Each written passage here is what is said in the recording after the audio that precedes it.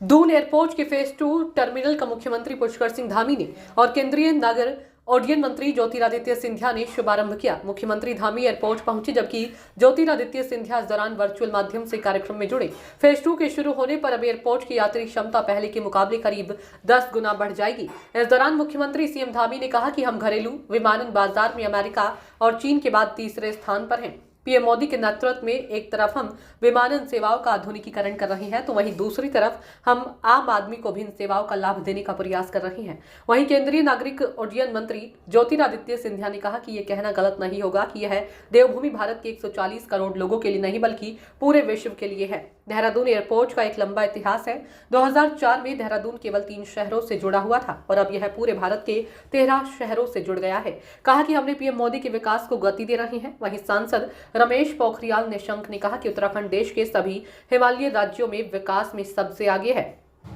उत्तराखंड वायु सेवा, रेल सेवा और दूसरे विकास कार्यों में अन्य प्रदेशों से आगे है, इसलिए तीर्थ पर्यटन और सामरिक दृष्टि से एयरपोर्ट का विस्तार जरूरी है। तो आज जो ये टर्मिनल 2 का आज उद्घाटन हुआ है, इसके उद्घाटन होने से, इसके प्रारंभ होने से बहुत सारी जो हमारी सेवाएं हैं वो बहुत गुना, कम से कम 10 गुना सेवाओं में वृद्धि होने वाली है। लोगों की कैपेसिटी 10 गुना बढ़ गई है पहले की तुलना में। और यहाँ से जाने वाले लोगों के लिए, पूरे देश दुनिया के आने वाले लोगों के लिए ये बहुत बड़ा काम होगा। और पिछले माननीय प्रधानमंत्री मोदी जी के बनने के बाद तेज़ी से हमारे राज्य के अंदर सभी सेवाएं बढ़ी हैं। सड़कों के क्षेत्र में, रेल सेवा के क्षेत्र में, स्वास्थ्य सेवाओं के क्षेत्र में, और उसी के साथ साथ हवाई क्षेत्र में भी, क्योंकि ये बहुत छोटा सा हवाई अड्डा होता था और बहुत कम कैपेसिटी होती थी। आज उससे कम से कम 10 गुना ज़्यादा कैपेसिटी बढ़ गई है। लोगों का आवागमन भी बढ़ गया है, श्रद्धालुओं का आवागमन है, देश दुनिया के लोगों का है।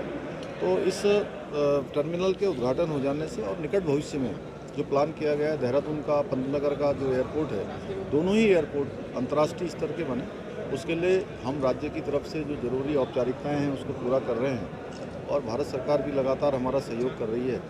जल्द ही आने वाले समय में इन हवाई अड्डों का विस्तार होगा। पिथौरागढ़ से हिंडन सेवा, पिथौरागढ़ से देहरादून सेवा प्रारंभ हो गई है और पिथौरागढ़ से हिंडन की सेवा भी जल्दी ही प्रारंभ होने वाली है। आज माननीय मंत्री जी ने कहा है कि उन्होंने अपने शेड्यूल में उसको डाल दिया है। इसके साथ साथ जो लोग आपदा के समय में जिनको स्वास्थ्य सेवाएं हैं, अन्य प्रकार की राहत सामग्री है, उसके लिए भी मैंने आज माननीय ज्योतिरादित्य सिंधिया जी से अनुरोध किया था, तो उन्होंने कहा है कि वो सेवा भी उसको प्रारंभ करेंगे। तो मैं उनका नहीं, आप देखिए, हवाई सेवाएं लगातार आम आदमी के लिए जो सस्ती हों, सुगम हों, सरल हों, उस प्रकार की बनाई गई हैं। और भारत सरकार जिस प्रकार से प्रयास कर रही है, इसी दिशा में तेज़ी से और आगे बढ़ेगी। ये एयरपोर्ट शुरू में यदि जब से ये स्थापित हुआ केवल 4 लाख की कैपेसिटी थी इसकी केवल, और आज 47 लाख लोगों की क्षमता हो गई है। कहाँ 4 लाख लोगों की क्षमता वाला और कहाँ 47 लाख लोगों की क्षमता वाला ये एयरपोर्ट हो गया है। तो इसलिए हम बधाई देना चाहते हैं प्रधानमंत्री जी को कि उन्होंने कहा था कि हवाई चप्पल पहनने वाला भी हवाई जहाज़ में यात्रा करेगा। ये सार्थक हो रहा है। और मेरी देवभूमि का जो ये एयरपोर्ट है, ये देवभूमि का ये एयरपोर्ट बहुत तेज़ी से बढ़ रहा है, इसका विकास हो रहा है। ये आज देश के प्रमुख 13 शहरों से ये सीधा जुड़ा हुआ है। हमने मांग की है कि क्योंकि ये देवभूमि और 4 धाम यहाँ पर है, गंगा है, हिमालय है, और इसलिए सभी देश के धार्मिक स्थल जो शीर्ष है उन तक भी लगातार यहाँ से सीधी उड़ान हो और इसकी क्षमता। एयरपोर्ट का आपने देखा है जो फेज़ 2 का आज उद्घाटन हुआ है, इससे कुछ समय पहले फेज़ 1 का हुआ था। और आप देख सकते हैं इस एयरपोर्ट ने आज इतना विशाल रूप ले लिया, क्योंकि मैं स्वयं भी इस एयरपोर्ट का सदस्य हूँ, सलाहकार समिति का।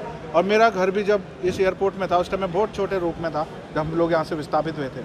और आज के जो एयरपोर्ट की जो ज्योतिरादित्य सिंधिया जी से माननीय सांसद हरिद्वार और इस एयरपोर्ट सलाहकार समिति अध्यक्ष जी ने एक निवेदन किया है उनसे कि जो ये जोलीग्रांट एयरपोर्ट है, यहाँ पर जो टिहरी बांध से विस्थापित लोग यहाँ पर आए थे और अगल बगल के क्षेत्र के लोग जो इस एयरपोर्ट से प्रभावित होते हैं, उन्हें भी यहाँ से रोजगार से जोड़ा जाए।